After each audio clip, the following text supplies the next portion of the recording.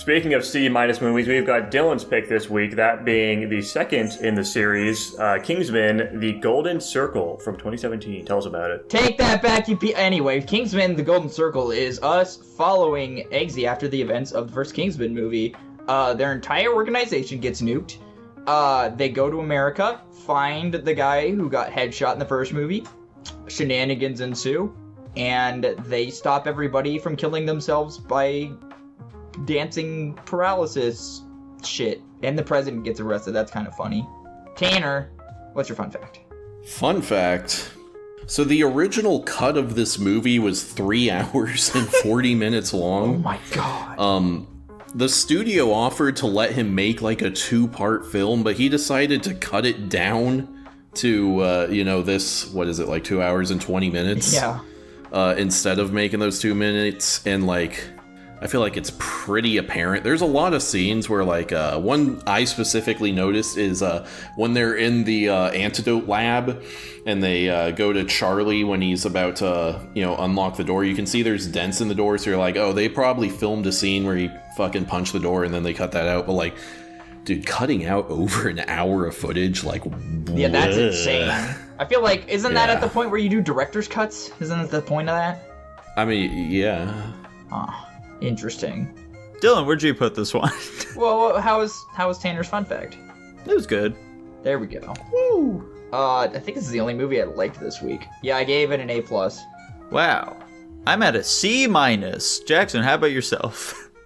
I'm not that negative, but I could be convinced to be. I am at a B- currently. What the fuck does that mean, man? Have your own opinion. I have no confidence in my ranking. I don't think this is frankly, I think it's kind of a bad movie. You're beating me for real. Believe in yourself. It has enough positive to drag it up to at least a B tier something for me. Tanner? I'm in between a B+ and an A-. Once again, there are two wolves. We have the hater class and the lover class. I mean, it never changes, man. It never will.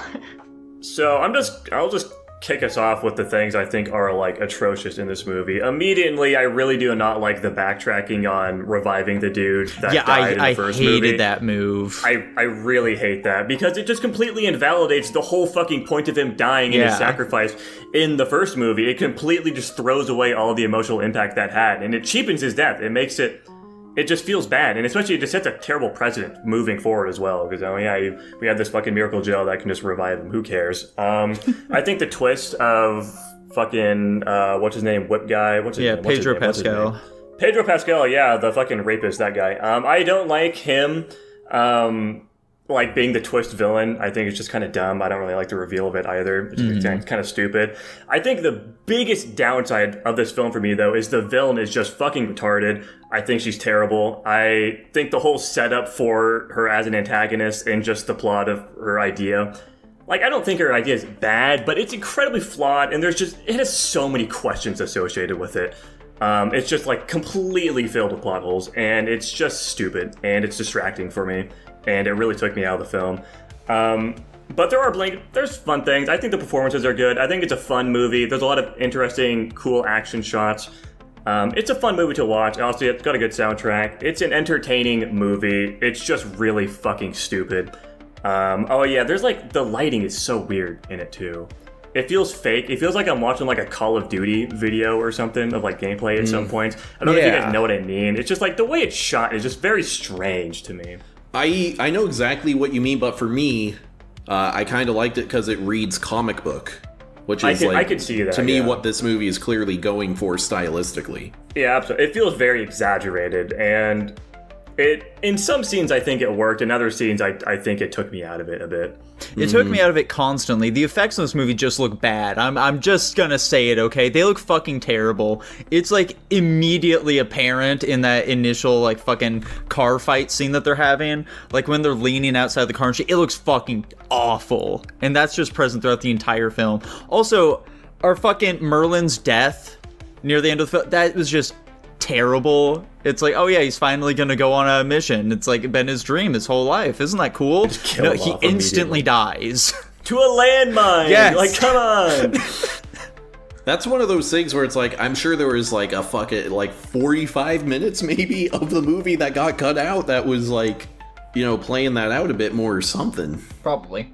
I like this movie, obviously, because I love over-the-top, crazy action films. Dude, me too. And, this movie delivers on over-the-top, crazy action. We've got wacky characters, wacky little inventions, and I just love all of the fight scenes in this movie. The opening car chase one I think is really cool, and the entire ending fight against like the dogs and then the assault on the compound and then against Pedro Pascal, I loved all of that. I just thought it was super fun and dynamic and engaging. And I don't disagree with a lot of Jackson's complaints about like the plot and whatever, but like the thing that lets me overlook it is I am like, okay, this is a comic book. I love comic books. This is just like the style of the thing, and I'm able to put myself in the mindset to appreciate that, And I thought the cinematography was pretty solid and interesting and whatnot. And with Pedro Pascal being the twist villain, I don't know. I thought they played it well with having only Harry realize what's up, and then he does that thing and whatever. And then the fact that Pedro Pascal is like the twist villain, but it's not because he's related to the actual villain, but because he just decided on his own to do this, I think is actually kind of neat. I agree with pretty much everything Tanner said, and I didn't mind literally anything that the other two talked about, and that's about all that this movie sums up to for me. I like the movie. I like how wacky it is, obviously, because we're coming off of a movie where the villain was implanting phone chips in people's necks to cause a frequency to make them kill each other. And so when you've got this drug, leader lady who's just wanting her drugs to be free so she can make more money, that premise doesn't seem super far off from the villains we already have established in this world. So what she's trying to do is just silly and follows along the vibe and the style I feel like is already established in this movie. And I just like the interactions. I can kind of see the whole Harry thing being a problem, but that stuff doesn't bother me as much, I suppose. And calling it a sacrifice, that's just another thing that's comic books, Oh, so it's okay if it's bad. It's totally excusable. Well, yes. The only thing I'll actually disagree with is calling his death a sacrifice. I don't know if I'd necessarily call it that, because he went on a mission in the first movie for reconnaissance, and then he ended up just going crazy and fighting, killing a bunch of people because of, the... Sacrifice would be a bad word, yeah. It was the first word that came to my mind. It definitely was not a sacrifice. That doesn't change the fact that his death was, cheap and hard as fuck. No, and it's definitely something that helped the first movie and its emotional ties. And to be fair, the only reason this movie didn't really rate as high as the first one is because it was a bit slower and it was more focused on the interrelationships of the character, like Eggsy and all of his agent companions and his girlfriend, I guess technically. So I'm not saying that stuff was bad. It's just it's not fitting the vibe that the movie has going. It almost feels like it's pulling in two different directions. But yeah, I mean, this movie's wacky, it's zany, the performances are great, I like the choreography, it's fun. The thing I appreciate about the original film over this one is, I think the original does a much better job of being, an homage to spy thrillers, and I appreciate its more serious tone, even though it does have a lot of wacky stuff in it as well. But it's nowhere near the extent of what's going on here. This film it bumps it up way, way too much. Okay, that's fine if it does that. It's fine if it does something bad. like over-the-top action. I enjoy that. It's entertaining to me. Yeah, we it just seems completely at odds with the previous film, though.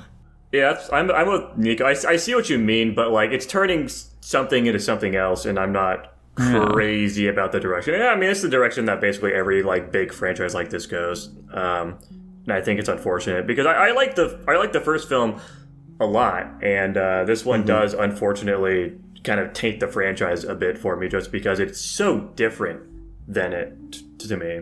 The thing it seems like to me is the first one is kind of a blend of being sort of not a parody but an homage to spy thrillers, especially James Bond, and then also an homage to comic books, like sort of action thriller spy comic books.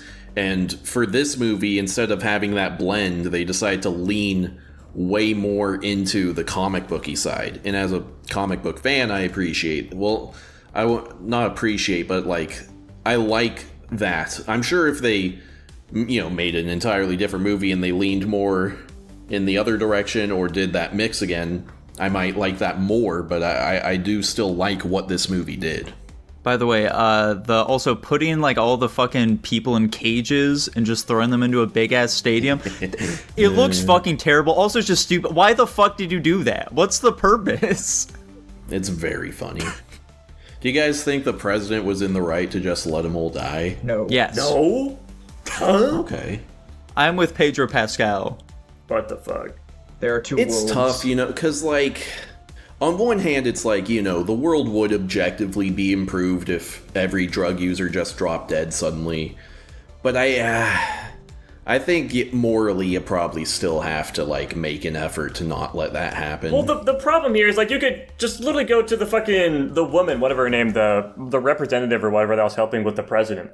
Yeah, whatever the fuck she was. She made the point of, like, there's, people that have to do it, people do it, like, really occasionally or something. Like, if you smoke a joint once a month or something, do you deserve to fucking die for that? No.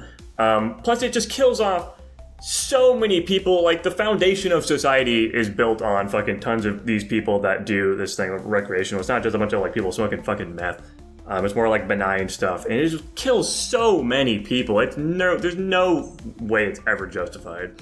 Okay, you know what, Jackson? You convinced me. If they got rid of the people who smoke weed, like we take them out of the equation, and just the rest of the people, then I would say it's morally fine. If anything, that should be the immediate reaction you should get from this movie, because all the people that were doing drugs that got affected, that were characters that you should care about in this movie, was because of weed. The fucking... But the guy's smoking a crack pipe, though. Yeah, he was smoking meth. Who? The like British one of Eggsy's guy. friends. Yeah. Outside that guy, who fucking cares about that random guy? The fucking Okay. the girlfriend of the main character, fucking the one dude, Paul Mann, whatever the fuck that guy's name is. The cowboy. What the fuck is the American Tequila. branch called? Yeah, Channing Tatum? Yeah, Channing Tatum. That Yeah, guy, he was Tequila. fucking smoking weed. It's just, yeah, no, it's just dumb. There's just, like, most of the people got it from, like, really benign sources, and they do not deserve to die for that, and that's what the movie's trying to describe. I think making the president's reaction to an already zany, like, character antagonistic plot, I think was half the well, to call it a joke might not be accurate. It I don't definitely think makes it's a you joke. No. It definitely makes you think, like, it's very interesting where you get to this point in the movie, and it's like, yeah, this lady just wants to make all drugs legal so she can make money, and then the president's like, well, just think of how better off we'll be if all those people are dead. But then it's like, you're reflecting on, it's like, not every person is evil in intention. And then it's like, what you're kind of just looking at, like, what are you accomplishing? And the accomplishment, I guess, is, yes, eliminating all the drug users, but, like, what are you losing? Potentially hundreds of millions, if not more, people. And then you're looking at absolute societal collapse, which, it's like playing a game of Jenga. Okay, listen, society will not collapse if you get rid of all the druggies, alright? I disagree with that point. You say druggies, but so many innocent people would be caught in the crossfire again, because there's so many, like, levels to it, and it could just be, like, whatever, like, your daughter, you have a kid, your daughter smokes weed for the very first time with some of her friends in, like, high school or some shit. Does she deserve to die because of that? No, obviously not. But you have to fucking kill her off anyways. There's gonna be so many of those exceptions to also kill the fucking meth addicts. I think it's funny that we get into this debate at all. Personally, my crackpot theory about the president being down to kill off hundreds of millions of people is just because they're like, okay, so obviously we're jacking off the Americans because they're the fucking saviors of this movie, basically, with, like, helping them out and getting the Kingsman out of the hole they were thrown into. So we can't jack off the Americans too much, so we gotta drag them down by making a president an absolute horrendous piece of shit that's willing to sentence a large portion of his population to death, to like, balance it out. We can't be too positive on America. That'd be crazy. I agree with Jackson. This is crazy we're even getting this. I don't even really think we're discussing the movie anymore at this point. I don't think this has any reflection on the movie. But, Boo, movie, bad movie, boo! I agree it's very funny just how much better the United States statesman group is. They just make the Kingsmen look so homely.